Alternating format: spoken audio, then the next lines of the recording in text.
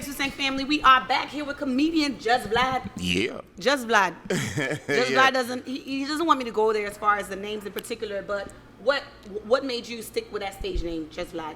Well, first, as people were calling me Haitian V. Okay. And I didn't want to be called Haitian V because I didn't want people to kind of put me in a box. Right. So, and then I don't like people calling me Vladimir.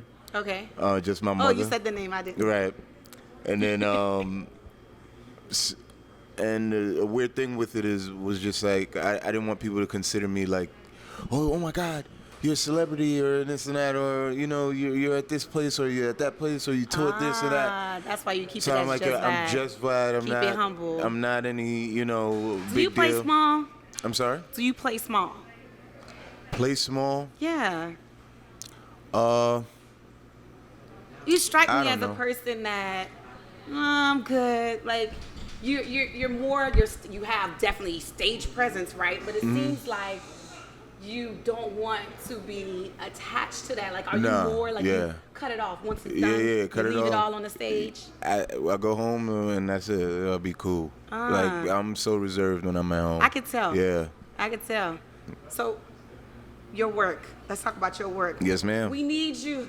We need comedians. I feel like it's therapeutic. Pretty much art in itself is therapeutic, but comedy for me, oh my God, I'm pretty sure many can relate to how, especially if you can relate to the work and it seems authentic. Oh my gosh. So let's talk about comedy. Is it something that you pretty much like your work? I'm pretty sure you write all of your... Yeah. Okay. There's no ghostwriter. There's ghostwriter? I don't know. Well, yeah, there is. Yeah. There is. Yeah. Okay. But your work is... Your ghostwriter must know you, right? Pretty much have to. I don't have a ghostwriter, but if I was to, I would think that person was supposed to know me. I mean, if somebody's writing for me, I don't think that's a given. as genuine as you writing it yourself, because then it's more personal. Right. You know, but I don't, you know. Because I don't know, like the ghostwriter part, I just don't know. I don't know if people. I mean, if someone would tell me, "Hey, man, you should do this. Like, you should." In this part of a joke, like I have comedic friends like, yo, in this part of a joke, you should say this instead of that. Then, like, you know, the creativity is bubbling. But other than that, yeah. Or hold for that moment of silence. Give it a couple of 3 seconds. Yeah, a couple beats. And then come in. And right. Do my you. Gosh, like I love Kevin Hart, right? Like I was following him before he became the big Kevin Hart that he is now.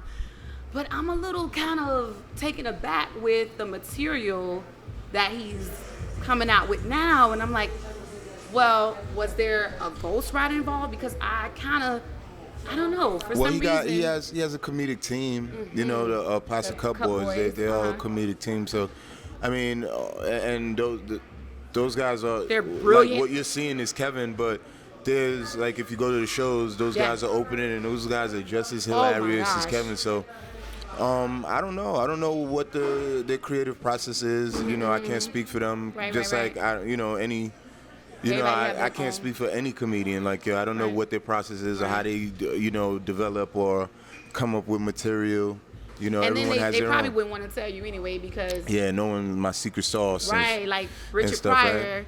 Like when I went back and watched his story and what he went through and how he was able to come up with his sketches, I was like, whoa, talk about trauma. Yeah. That's a lot of trauma through his pain. Like, that's why I'm like, it's very therapeutic. I really appreciate comedy. So, COVID. How has COVID, you know, been able to help you? Or was it something that caused you to just get in the lab and put in extra work?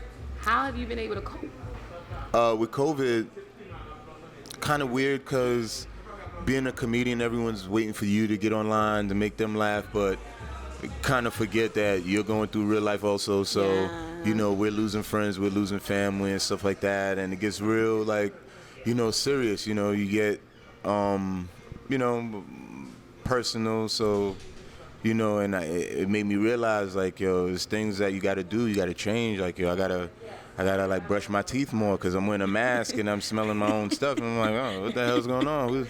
Yeah. You know, stuff like that. And I've been writing a lot. I've been doing a lot of writing, and less.